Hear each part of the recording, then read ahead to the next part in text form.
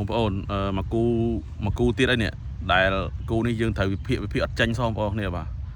បងប្អូនវិភាគគិតថាខាងណាល្អជាងបងប្អូនចូលរួមខមមិនអស់គ្នាខាងក្រោមគូនោះចង់ហ៊ាននិយាយបើតែនិយាយទៅវាមិនដឹងថាខុសឬក៏ត្រូវអញ្ចឹងគូទើបចេញ poster មកថ្មីដែរបាទគឺហាន់ពីនិងវ៉ាន់វឿន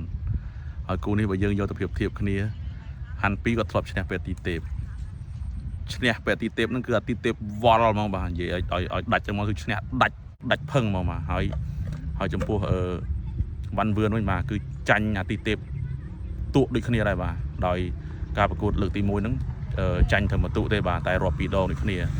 ហើយដល់ពេលប្រកួតលើកទី2នេះចាញ់សឡប់ឈឹងមកចាញ់របស់អាទីទេពបាទដោយសារកងចេញម្រាមនៅហងមាសហ្នឹងអញ្ចឹងគូនេះមិនដឹងវិភាគមិនទេបងប្អូនអើយបាទ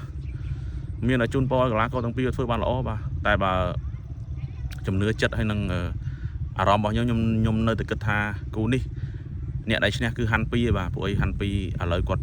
ឡើងហ្នឹងបងប្អូននេះបាទបងប្អូនអ្នកតាមដានវិស័យនេះគឺដឹងហើយបាទទាំងកណ្ដាប់ដៃជង្គង់បោះនិយាយទៅធ្ងន់មកចប់បាទអញ្ចឹងគូនេះខ្ញុំនៅតែជឿជាក់លើហាន់ពីបាទបងប្អូនស្រឡាញ់ខាងណាចូលរួមខមមិនអស់គ្នាខាងក្រោមបាទសូមអរគុណ